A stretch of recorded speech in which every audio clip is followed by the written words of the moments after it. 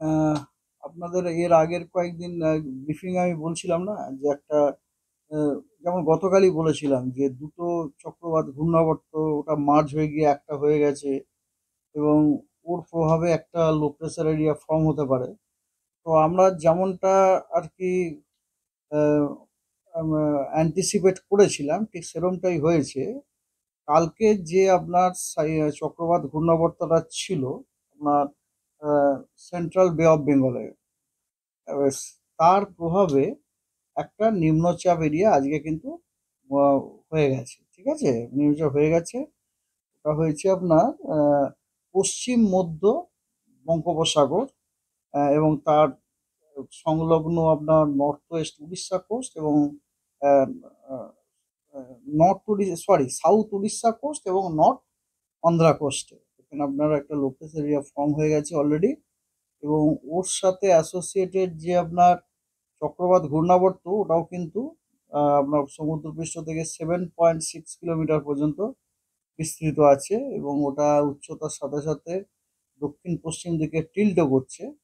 ঠিক আছে, তো এই সিস্টেমের প্রভাবে এবং এই সিস্টেমটা মোটামুটি ধরুন নর্থ ওয়েস্ট ওয়ার্স ডাইরেকশনেই মুভ করার সম্ভাবনা আছে। তো এই সিস্টেমের প্রভাবে দক্ষিণবঙ্গে আপনার 24, 25, 26 এই 3 দিন দক্ষিণবঙ্গের সব জেলাগুলোতেই হালকা এবং মাঝারি বৃষ্টিপাত আহ, অধিকাংশ স্থানে হওয়ার সম্ভাবনা আছে, মানে মোর দ্যান 75% এরিয়া জুড়ে হালকা ও মাঝারি বৃষ্টিপাত হওয়ার সম্ভাবনা আছে। এবং 27, 28 এই দুদিন দক্ষিণবঙ্গের সব জেলাগুলিতেই আপনার অনেক জায়গাতে হালকা ও মাঝারি বৃষ্টিপাত হওয়ার সম্ভাবনা আছে। আই মিন টু সে 50% থেকে 75% এরিয়া জুড়ে।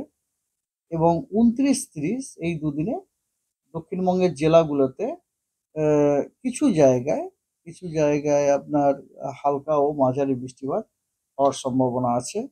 আর উত্তরবঙ্গে আজকে জেলাগুলিতে আহ, অনেক জায়গাতেই হালকা ও মাঝারি বৃষ্টিপাত হওয়ার সম্ভাবনা আছে। আর 25, 26, 27 এই 3 দিন উত্তরবঙ্গের জেলাগুলিতে বেশিরভাগ জায়গাতে তথা অধিকাংশ স্থানে হালকা ও মাঝারি বৃষ্টিপাত হওয়ার সম্ভাবনা আছে। আর 28, 29, 30 এই 3 দিন উত্তরবঙ্গের জেলাগুলিতে অনেক জায়গাতে হালকা ও মাঝারি বৃষ্টিপাত হওয়ার সম্ভাবনা আছে। এর সাথে সাথে আজকে আপনার পশ্চিমবঙ্গের সব জেলাগুলিতেই কিন্তু বজ্র বিদ্যুৎ হওয়ার সম্ভাবনা আছে। এবং কিছু কিছু জেলাতে আহ, বজ্রবিদ্যুৎ হওয়ার সম্ভাবনা আছে সব জেলাগুলো যেমন বললাম, কিন্তু সমস্ত জেলা জুড়ে নয়, মানে জেলাগুলির দু এক জায়গাতে বিক্ষিপ্তভাবে বজ্রবিদ্যুৎ হওয়ার সম্ভাবনা আছে।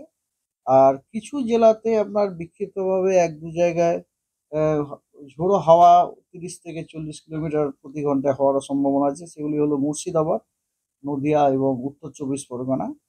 এবং আজকে আহ, কয়েকটি জেলাতে দু এক জায়গাতে বিক্ষিপ্তভাবে ভারী বর্ষণেরও কিন্তু সম্ভাবনা আছে। সেই জেলাগুলি হলো পূর্ব মেদিনীপুর, দক্ষিণ 24 পরগনা, দার্জিলিং এবং কালিম্পং। আগামীকাল পশ্চিমবঙ্গের সব জেলাগুলিতেই দু এক জায়গাতে বিক্ষিপ্তভাবে বজ্রবিদ্যুৎ হওয়ার সম্ভাবনা আছে। তার সাথে কিছু জেলাতে দু এক জায়গায় বিক্ষিপ্তভাবে ভারী বর্ষণের সম্ভাবনা আছে। সেগুলি হলো বর্ধমান জেলা, বীরভূম জেলা, পূর্ব মেদিনীপুর জেলা, 24 পরগনা জেলা, নদিয়া জেলা, মুর্শিদাবাদ জেলা, হুগলি, নদিয়া, দার্জিলিং, জলপাইগুড়ি এবং আলিপুরদুয়ার। আর মোটামুটি আমরা বুঝতে পারছি এগুলো হচ্ছে কোস্টাল সব ডিস্ট্রিক্ট গুলো এবং পূর্বের সব জেলাগুলোতে আপনার ভারী বৃষ্টিটার সম্ভাবনা রয়েছে এবং পশ্চিমে আপনার ওই বীরভূম আর বর্ধমানটা রয়েছে। স্যার, তাহলে কলকাতায় কাল থেকে বৃষ্টি হবে? কলকাতা না, নো, কলকাতা ইজ নট দেয়ার।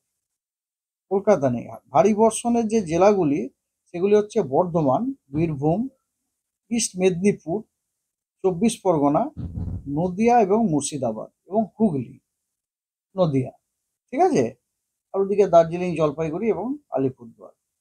26 তারিখে উত্তরবঙ্গের কয়েকটি জেলাতে দু এক জায়গাতে বিক্ষিপ্তভাবে ভারী থেকে অতি ভারী বর্ষণেরও কিন্তু সম্ভাবনা আছে। সেগুলি হচ্ছে দার্জিলিং, কালিম্পং, জলপাইগুড়ি এবং আলিপুরদুয়ার। আর ভারী বৃষ্টিপাত হওয়ার সম্ভাবনা আছে কোচবিহার এবং উত্তর দিনাজপুরে। আর দক্ষিণবঙ্গের পুরুলিয়া, পশ্চিম মেদিনীপুর, ঝাড়গ্রামে ও দু এক জায়গায় বিক্ষিপ্তভাবে ভারী বর্ষণের সম্ভাবনা আছে। এবং থান্ডারস্টর্ম উইথ লাইটনিং, সেটা কিন্তু পশ্চিমের সবকটা জেলা এবং কোস্টাল ডিস্ট্রিক্টগুলোতে দু এক জায়গাতে বিক্ষিপ্তভাবে হওয়ার সম্ভাবনা আছে। 27 তারিখে কেবলমাত্র উত্তরবঙ্গের 5টি উত্তরের জেলাতেই দু এক জায়গায় বিক্ষিপ্তভাবে ভারী বর্ষণের সম্ভাবনা আছে। এগুলো যে বুঝতেই পারছেন, দার্জিলিং, কালিম্পং, জলপাইগুড়ি, আলিপুরদুয়ার এবং কোচবিহার। কলকাতাতে এই মুহূর্তে ভারী বর্ষণের কোনো সতর্কবার্তা আমাদের নেই, তবে হালকা মাঝারি বৃষ্টিপাত কিন্তু হতেই পারে।